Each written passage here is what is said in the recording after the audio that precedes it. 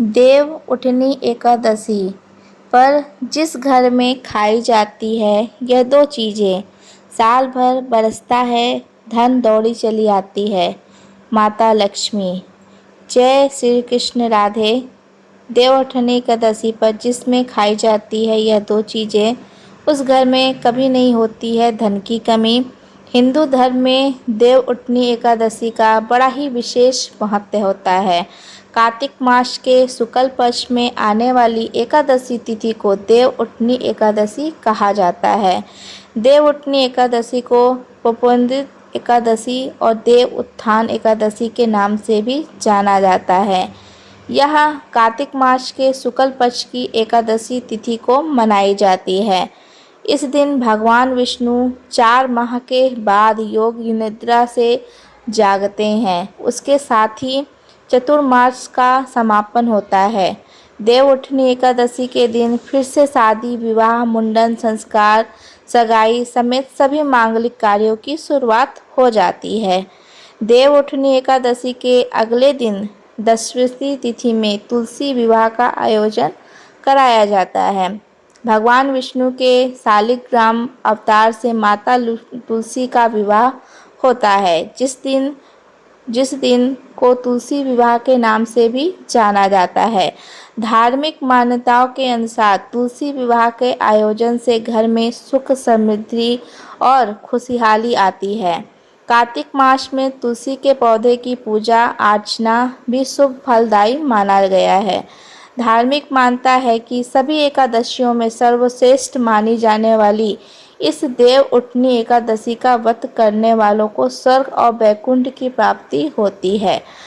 भगवान श्री कृष्ण, श्री हरि विष्णु जी की कृपा से उस व्यक्ति को हर तरह के सुख की प्राप्ति होती है।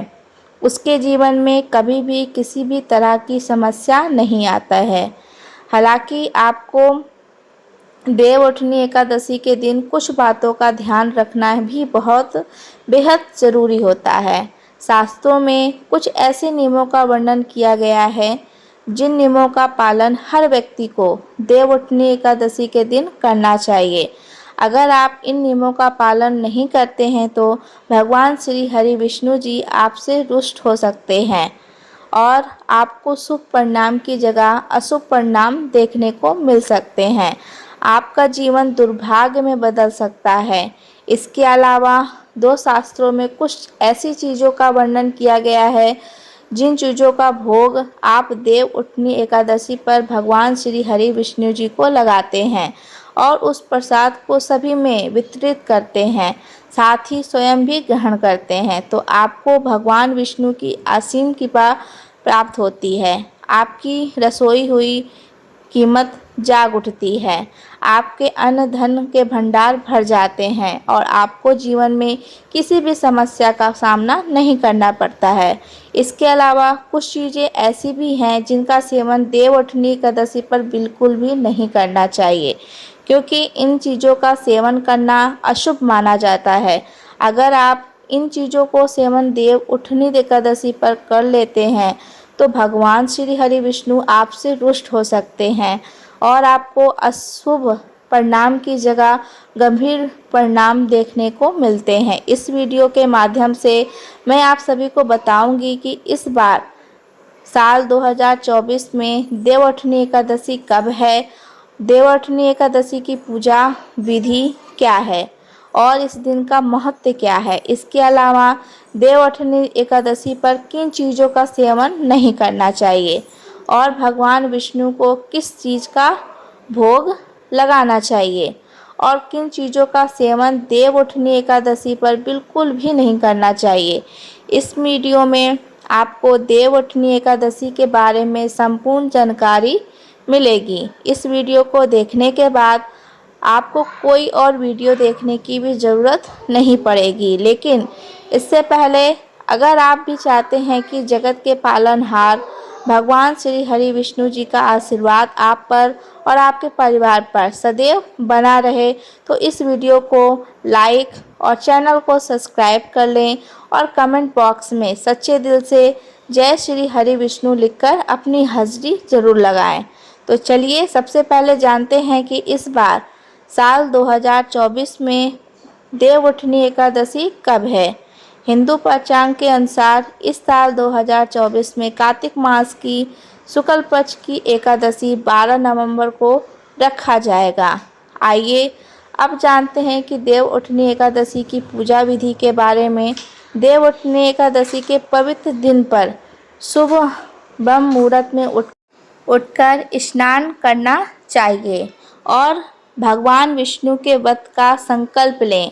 उसके बाद मंदिर की साफ सफाई करें और भगवान विष्णु तथा धन की देवी माता लक्ष्मी का स्मरण करें।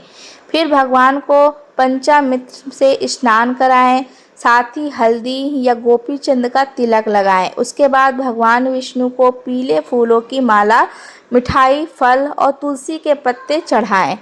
भगवान विष्णु को ओम नमो भागवते वासुदेवाय या कोई अन्य मंत्र का जाप करें तथा विष्णु सहस्त्र नाम का भी पाठ करें और आरती गाएं।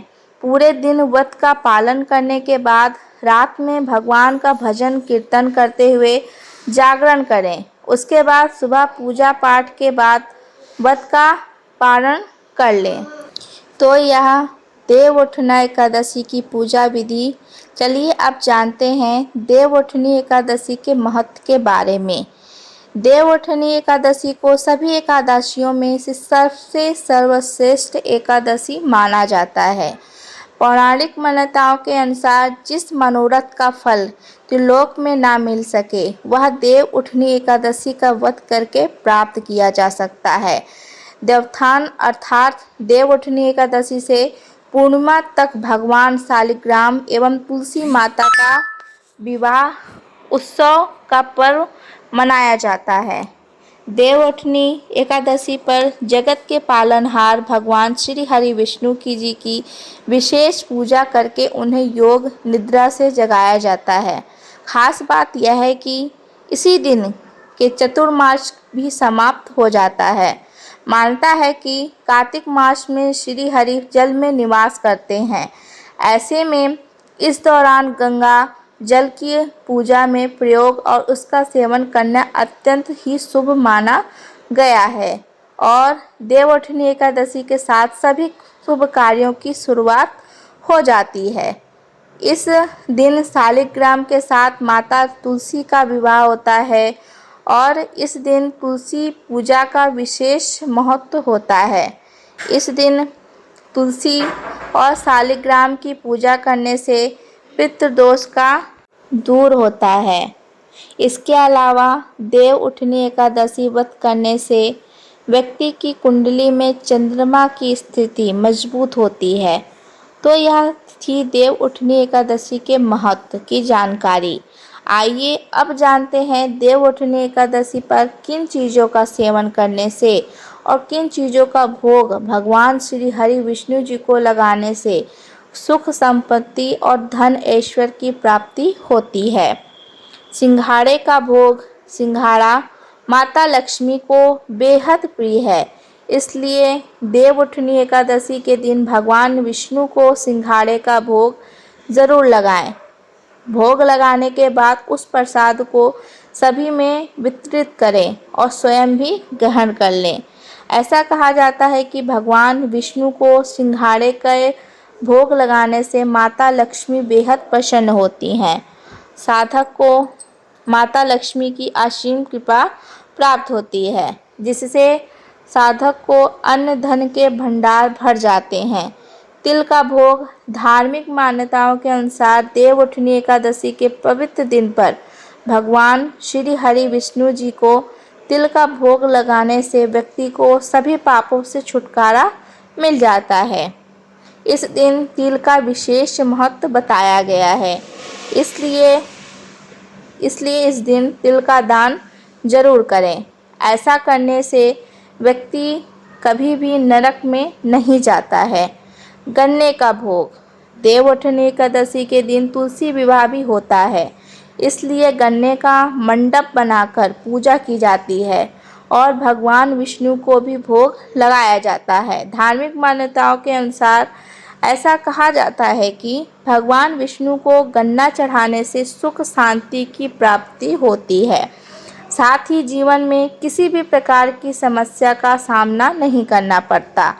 केले का भोग। भगवान विष्णु को केले बहुत प्रिय हैं, इसलिए जब भगवान योग निद्रा से जागते हैं तो उन्हें केले का भोग लगाया जाता है। इससे धन वृद्धि होती है और सभी समस्याओं से भी छुटकारा मिल सकता है। इसके अलावा आपको देवउठनी एकादशी पर केले के पौधे की पूजा अर्चना भी करनी चाहिए। ऐसा करने से साधक की भगवान श्री हरि विष्णु और माता लक्ष्मी की विशेष कृपा प्राप्त होती है और जीवन में कई तरह के शुभ फलों की प्राप्ति भी होती है। पंचामृत का भोग। धार्मिक मान्यताओं के अनुसार भगवान विष्णु की पूजा में पंचामृत होना बेहद जरूरी होता है। बिना पंचामृत के भगवान विष्णु को भोग नहीं लगाया जाता है। इसलिए देवउठनी एकादशी तिथि के दिन भगवान श्री हरि विष्णु को दूध, शहद, घी, शक्कर से बने पंचामृत का भोग अवश्य लगाएं। इससे सौभाग्य की प्राप्ति हो सकती है और साधक की सोई हुई किस्मत जाग उठती है। पंजरी का भोग। देवउठनी एकादशी के दिन भगवान विष्णु को पंजरी का भोग जरूर लगाएं। ऐसा कहा जाता है कि पंजीरी भगवान विष्णु जी को अति प्रिय है और इन चीज़ों का भोग लगाने से व्यक्ति को मनोवांछित फलों की प्राप्ति हो सकती है और परिवार में खुशियों का आगमन होता है। पंजीरी का भोग लगाने से अशुभ ग्रहों के बुरे प्रभाव से छुटकारा भी मिलता है। गुड़ का भोग। मान्यताओं के अनुसार भगवान विष्णु को गुड़ बेहद प्रिय है, इसलिए भगवान विष्णु जी को देवउठनी एकादशी पर गुड़ का भोग अवश्य लगाना चाहिए। ऐसा करने से साधक को लाभ होता है और साथ ही सौभाग्य में भी वृद्धि होती है। मिश्री और पीली मिठाई का भोग। देवउठनी एकादशी के दिन भगवान विष्णु को पीले रंग की मिठाई और मिश्री का भोग ज़रूर लगाइए। पीला रंग भगवान विष्णु को प्रिय रंग है। माना जाता है कि मिश्री और पीली मिठाइयों के भोग से भगवान विष्णु की अनंत कृपा प्राप्त होती है और जीवन में तरक्की के नए नए मार्ग खुलते हैं। मखाने और साबूदाने की खीर। देवउठनी एकादशी के दिन भगवान विष्णु को मखाने या साबूदाने की खीर का भोग लगाना चाहिए। खीर प्रभु श्री हरि विष्णु को बेहद प्रिय है। खीर का भोग लगाने से भगवान विष्णु भक्तों में असीम कृपा करते हैं। दूध का भोग। ऐसा कहा जाता है कि अगर किसी व्यक्ति की कुंडली में चंद्रमा का स्थिति कमजोर है तो उसे देवउठनी एकादशी के दिन भगवान विष्णु जी को दूध का भोग अवश्य लगाना चाहिए। इससे धन और मन दोनों में विस्तार होगा और व्यक्ति की सभी परेशानियां भी दूर हो जाएंगी। केसर की मिठाई का भोग। भगवान विष्णु को केसर की मिठाई अत्यधिक प्रिय है। ऐसे में देवउठनी एकादशी के दिन केसर युक्त चीज़ें हरि को जरूर अर्पित करें। जो साधक ऐसा करते हैं उन्हें सुख, शांति और धन ऐश्वर्य की प्राप्ति होती है। इसके अलावा देवउठनी एकादशी पर भगवान विष्णु को सफ़ेद रंग का भोग लगाएं। इस दिन खीर या सफ़ेद रंग की कोई भी मिठाई का भोग लगाने से श्री हरि विष्णु प्रसन्न होते हैं। भगवान विष्णु के भोग में तुलसी का उपयोग करें क्योंकि विष्णु भगवान को तुलसी अति प्रिय है। भगवान विष्णु को भोग लगाते समय तुलसी उपयोग करना ना भूलें। धार्मिक शास्त्रों के अनुसार भगवान विष्णु तुलसी के बिना भोग ग्रहण नहीं करते। साथ ही भगवान भोग में सिर्फ सात्विक चीज़ों का प्रयोग करना चाहिए। भोग में प्याज, लहसुन का प्रयोग वर्जित होता है क्योंकि यह सात्विक आहार में नहीं आता। इसके अलावा भगवान विष्णु में तीखी चीज़ों के इस्तेमाल से बचना चाहिए और भगवान को भोग लगाने के बाद भोग को कुछ देर पूजा स्थल में ही रखें। भोग लगाने के बाद भगवान को प्रणाम कर थोड़ी देर के लिए वहाँ से हट जाना चाहिए। भगवान के भोग के समय 1 लोटा जल भी रखना चाहिए। इसके अलावा भगवान को भोग लगे हुए भोजन का थोड़ा सा हिस्सा निकालकर गाय को जरूर खिलाना चाहिए। उसके बाद ही उस भोग को प्रसाद के तौर पर बांटना चाहिए। धार्मिक ग्रंथों के अनुसार गाय को माता का दर्जा दिया जाता है और गाय को भोजन खिलाने से पितृदोष से मुक्ति मिलती है। तो यह थी वे चीज़ें जिनका भोग भगवान विष्णु को लगाने से आपको भगवान विष्णु और माता लक्ष्मी की असीम कृपा प्राप्त होती है। चलिए अब जानते हैं देवउठनी एकादशी पर किन चीज़ों का सेवन भूल कर भी नहीं करना चाहिए। चावल। देवउठनी एकादशी के दिन किसी भी व्यक्ति को भूल से भी चावल खाने नहीं चाहिए। चावल से बनी चीज़ों से भी इस दिन दूर ही रहना चाहिए। ज्योतिष का कहना है कि चावल खाने से मन और शरीर स्थिर नहीं रहता। चावल को अविश्य अन्न कहा गया है। यह देवताओं का भोजन माना गया है। ऐसे में इस दिन चावल खाने से व्यक्ति के सारे पुण्य नष्ट हो जाते हैं। जौ। देवउठनी एकादशी तिथि पर जौ और सिपली को खाना भी वर्जित माना जाता है। इसके अलावा देवउठनी एकादशी के दिन लहसुन और प्याज के सेवन से भी बचना चाहिए, क्योंकि यह दोनों तामसिक भोजन में आते हैं। यदि आपने व्रत नहीं भी रखा है तो कोशिश करें कि सात्विक भोजन ही करें। इस दिन मांस, मदिरा और तीखी व मसालेदार चीज़ों का सेवन भी नहीं करना चाहिए। देवउठनी एकादशी के दिन पूरे तरह से सात्विक भोजन करना चाहिए। पान। देवउठनी एकादशी के दिन भगवान नारायण को पान अर्पित किया जाता है।